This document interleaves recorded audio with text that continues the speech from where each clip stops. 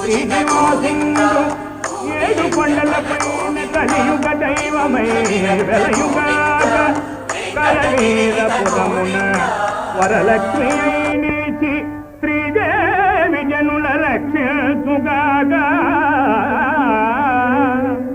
మంగాపురంబున Mangala ప్రదయముతు Padmavati Devi వరలుగాగా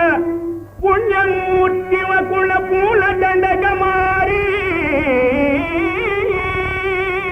Srinath కళసి